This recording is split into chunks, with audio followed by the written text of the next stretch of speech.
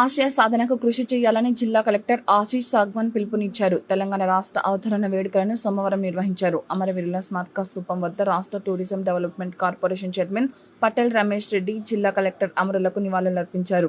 అనంతరం కలెక్టర్ జిల్లా పరిషత్ భవనంపై జాతీయ పతాకాన్ని ఆవిష్కరించి పోలీసుల నుండి గౌరవ వందనాన్ని స్వీకరించారు. గౌరవ అడిషనల్ కలెక్టర్ స్థానిక సంస్థలు శ్రీ చందర్ నాయక్ గారికి, గౌరవ additional superintendent of police administrative విభాగం శ్రీ నరసింహారెడ్డి గారికి, గౌరవ additional superintendent of police ASP Chaitanya Reddy గారికి, ఇక్కడికి విచ్చేసినటువంటి అతిథులకు స్వాగతం సుస్వాగతం. అలాగే ఈ కార్యక్రమానికి విచ్చేసినటువంటి అధికారులు, అనధికారులు, ఉద్యోగ మిత్రులు, ప్రజాప్రతినిధులు, ప్రెస్ మిత్రులు, ఎలక్ట్రానిక్ అండ్ ప్రింట్ మీడియా మిత్రులు, ఇతర ప్రజానికానికి, విద్యార్థులకు, ఉపాధ్యాయులకు స్వాగతం.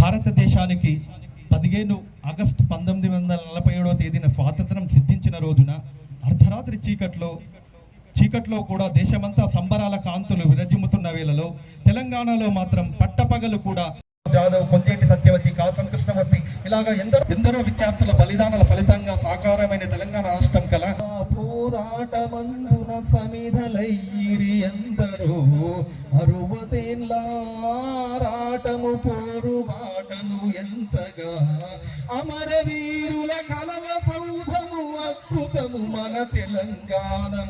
అమరవీరుల కలల సౌధము అద్భుతము మన తెలంగాణము. ఇంత అత్యుత్తమమైన తెలంగాణ కామారెడ్డి జిల్లా అనేక రంగాల్లో పురోగతి సాధించింది. ఆ పురోగతి యొక్క ప్రగతి నివేదికను మన ముఖ్య అతిథి అయినటువంటి శ్రీ పటేల్ తెలంగాణ రాష్ట్ర 11వ అవతరణ దినోత్సవానికి విచ్చేసిన ప్రజాప్రతినిధులకు, ఇతర ప్రముఖులకు, జిల్లా అధికారులకు, అనధికారులకు, పత్రికా విలేకరులకు మరియు ఎలక్ట్రానిక్ మీడియా సిబ్బందికి నా హృదయపూర్వక నమస్కారాలు తెలియజేస్తున్నాను.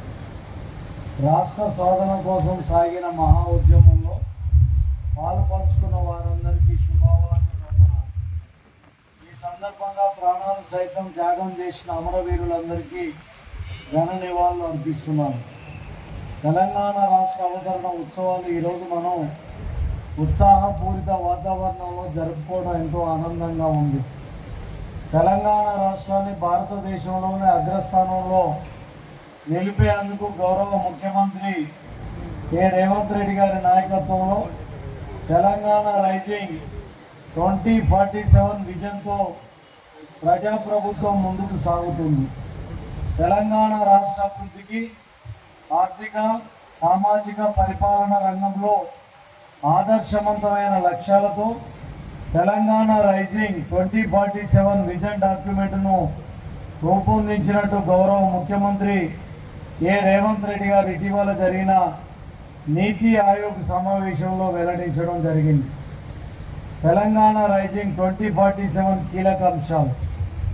తెలంగాణ రైజింగ్ 2047 విజన్లో 4 కీలక అంశాలు ఉన్నాయి. పేదల సంక్షేమము, సమగ్ర పాలసీల రూపకల్పన, ప్రపంచ స్థాయి ఇన్ఫ్రా డెవలప్మెంట్, పారదర్శక సుపరిపాలన లక్ష్యాలను ప్రాధాన్యతనిస్తాను. ఈ లక్ష్యాల సాధనకు ప్రభుత్వం ఇప్పటికే పలు చర్యలు చేపట్టడం జరిగింది. తెలంగాణ సమగ్రాభివృద్ధికి ఇప్పటికే welfare and social justice policy, green energy policy, infra and industrial policy, tourism పాలసీలను ప్రభుత్వం సిద్ధం చేసింది. ఈ విజన్ డాక్యుమెంట్ భవిష్యత్ తెలంగాణకు ఒక భగవద్గీత. ఇది తెలంగాణ రూపురేఖలనే మార్చేస్తుంది. ఆడబిడ్డలకు అన్నదండలు. ఆడబిడ్డలు ఆనందంగా ఉన్న ఇంట మహాలక్ష్మి తాండవిస్తుంది. అందుకే రాష్ట్రంలో 1 కోటి మంది ఆడబిడ్డలను కోటీశ్వర్లను చేయాలనే సంకల్పంతో ప్రభుత్వం అనేక కార్యక్రమాలను రూపాయలకే వంట గ్యాస్ సరఫరా, 200 యూనిట్ల ఉచిత విద్యుత్ సరఫరా, ఇందిరమ్మ ఇండ్లు వంటి పథకాలతో పాటు సంపన్నులతో సమానంగా తెలంగాణ మహిళలతో విద్యుత్ ప్లాంట్లు కూడా ఏర్పాటు చేయించాలని ప్రభుత్వం నిర్ణయించింది. మహిళలు పెట్రోల్ బంకుల నిర్వహణ, మహిళా శక్తి క్యాంటీన్ల నిర్వహణ చేపట్టారు. యువతకు ఉపాధి ఉద్యోగాలు. ఈ రాష్ట్ర యువతే ప్రజాప్రభుత్వ నిజమైన నిర్మాతలు. వారి భవిష్యత్తుకు గ్యారంటీ ఇస్తూ యువత ఉపాధి ఉద్యోగ కల్పనే లక్ష్యంగా ప్రభుత్వం పనిచేస్తుంది. మొదటి ఏడాదిలోనే 60,000 ప్రభుత్వ ఉద్యోగాలను భర్తీలు చేయడం జరిగింది. 3 లక్షల కోట్ల పెట్టుబడులు సాధించి ప్రైవేట్ రంగంలో 1,00,000 ఉద్యోగాలు సృష్టిస్తున్నాం. రాజీవ్ అభయాస్తం కింద సివిల్ చదివే వారికి ఆర్థిక సాయం అందిస్తున్నాం. తెలంగాణను $1 ట్రిలియన్ ఎకనామీగా స్టేట్గా మార్చాలని లక్ష్యంగా పెట్టుకున్నాం. విద్యా వ్యవస్థలో విప్లవాత్మకమైన మార్పుకు శ్రీకారం చుట్టాం. 25 ఎకరాల సువిశాల విస్తీర్ణంలో యంగ్ ఇండియా ఇంటిగ్రేటెడ్ మోడల్ స్కూళ్ళ నిర్మాణానికి శ్రీకారం చుట్టాం. 58 పాఠశాలల నిర్మాణాలు చేపట్టడం జరిగింది. పాఠశాల అభివృద్ధికి విద్యా కమిషన్ను ఏర్పాటు చేశాం.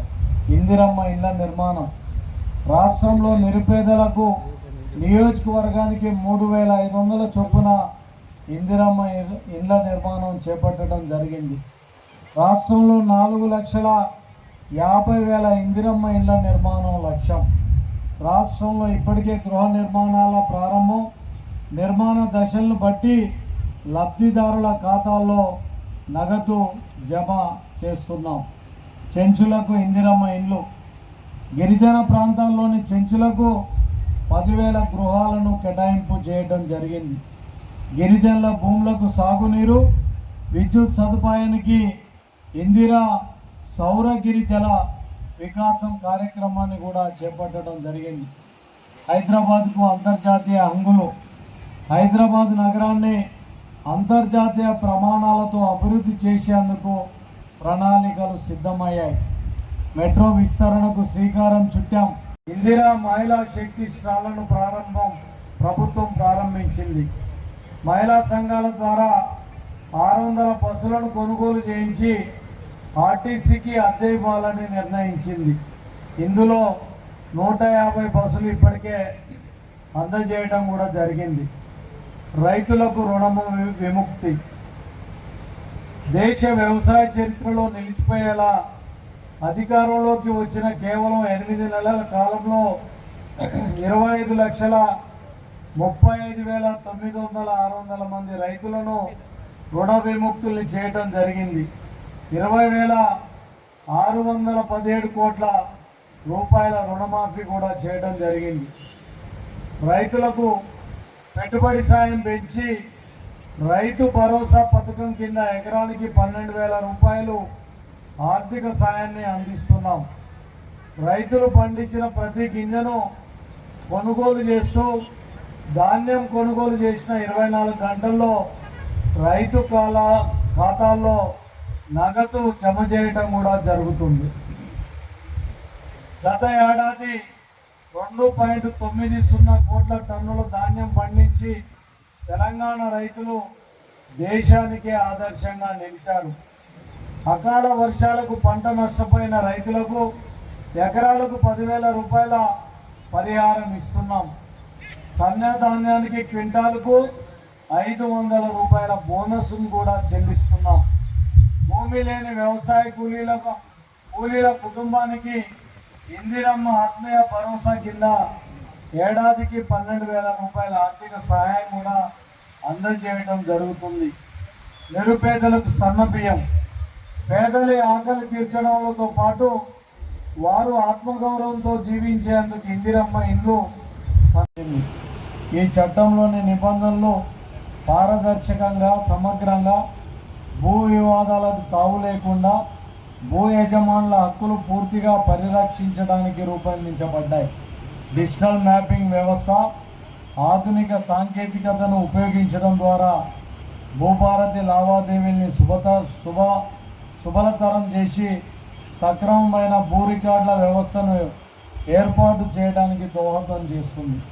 జిల్లాలోని లింగంపేట మండలంను పైలట్ ప్రాజెక్టుగా ఎంపిక చేసి 23 గ్రామాలలో రెవెన్యూ సదస్సును నిర్వహించడం జరిగింది. ఇటు రెవెన్యూ సదస్సుల్లో రైతుల నుండి భూ సంబంధమైన సమస్యల పరిష్కార నిమిత్తం 4225 దరఖాస్తులను స్వీకరించడం జరిగింది. ఇట్టి దరఖాస్తులను క్షేత్రస్థాయిలో విచారణ చేసి అన్ని దరఖాస్తులను పరిష్కరించి లింగంపేట మండలంను భూ వివాద రహిత మండలంగా చేయడం జరిగింది. ఇందిరమ్మ ఇండ్లు జిల్లాలో 11,153 ఇండ్లు మంజూరు కాగా 2,894 ఇండ్ల నిర్మాణం ప్రారంభించడం జరిగింది. అందులో 144 ఇండ్లు బేస్మెంట్ లెవెల్ వరకు పూర్తి చేసుకోవడం జరగగా ఇట్టి లబ్ధిదారులకు ఇప్పటి వరకు 1,09,00,000 రూపాయలను చెల్లించడం జరిగింది. అమృత్ 2.0 జిల్లాలోని 3 పురపాలక సంఘంలో అమృత్ 2.0 పథకం కింద 180 కోట్ల రూపాయలతో చేపట్టిన నీటి సరఫరా పనులు పురోగతిలో కలవు. సహకారాలు కూడా తోడు కావాలని ఈ సందర్భంగా కోరుకుంటున్నాను. జిల్లా అభివృద్ధిలో భాగస్వాములైన ప్రజలకు, ప్రజాప్రతినిధులకు, అధికారులకు, పత్రికా విలేకరులకు మరియు ఎలక్ట్రానిక్ మీడియా వారికి నా హృదయపూర్వక ధన్యవాదాలు తెలియజేస్తూ జిల్లా అభివృద్ధి పథంలో నడిపించుటకు మీరందరూ సహకరిస్తారని ఆశిస్తున్నాను. మరొకసారి జిల్లా ప్రజలందరికీ రాష్ట్ర 11వ అవతరణ దినోత్సవ శుభాకాంక్షలు తెలియజేస్తూ ముగిస్తున్నాను. జై హింద్. ఇందిరా మహిళా శక్తి గ్రామీణ ప్రాంతాల్లో 12,905 యూనిట్లను 169 కోట్ల 29 లక్షల రూపాయల పెట్టుబడితో మరియు పట్టణ ప్రాంతాలలో 149 యూనిట్ల 5 కోట్ల 76 లక్షల రూపాయల పెట్టుబడితో వివిధ రకములైనటువంటి వ్యాపార సంస్థలను ప్రారంభించడం జరిగింది. రైతులు ప్రస్తుత యాసంగిలో 3,72,965 మెట్రిక్ టన్నుల వరి ధాన్యాన్ని 446 కొనుగోలు కేంద్రాల ద్వారా రైతుల నుండి కొనుగోలు చేసి 800 కోట్ల రూపాయలని 71,745 మంది రైతుల బ్యాంకుల ఖాతాలలో నేరుగా జమ చేయడం జరిగింది.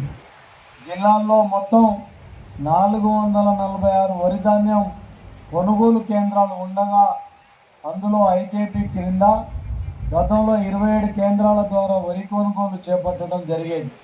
కానీ ప్రస్తుతం యాసంగి సీజన్ నుండి అట్టి కేంద్రాలను 183కు పెంచడం జరిగింది. అంటే ఐకేపీ కింద వరి ధాన్యం కేంద్రం సేకరణ కేంద్రాలు 6% నుండి 41% పెంచడం జరిగింది. దీని వలన మహిళా సంఘాలకు 3,20 లక్షల రూపాయల లబ్ధి చేకూరింది. జిల్లాలో 1,79,970 మెట్రిక్ టన్నుల సన్న రకం వడ్లను 27,895 మంది రైతుల నుండి కొనుగోలు చేయడం అయినది. వీటికి సంబంధించి 53 కోట్ల రూపాయల బోనసు చెల్లించడం జరుగుతుంది. రైతులకు వ్యవసాయ సాంకేతిక పరిజ్ఞానాన్ని అందించడానికి నియోజకవర్గానికి 1 చొప్పున 4 రైతు వేదికలలో దృశ్య శ్రవణ సౌకర్యాన్ని కల్పించి 53 శిక్షణా కార్యక్రమాలను నిర్వహించడం జరిగింది. జిల్లాలో 480 ఎకరాలు పంటలు నష్టపోగా 493 మంది రైతులకు ఎకరానికి 10,000 రూపాయల చొప్పున వారి ఖాతాలలో 48 లక్షల రూపాయలను జమ చేయడం జరిగింది. రైతు రుణమాఫీ కామారెడ్డి జిల్లాలో 1,01,535 మంది రైతులకు 733 కోట్ల 22 లక్షల రూపాయల రుణమాఫీ చేయడం జరిగింది. రైతు బీమా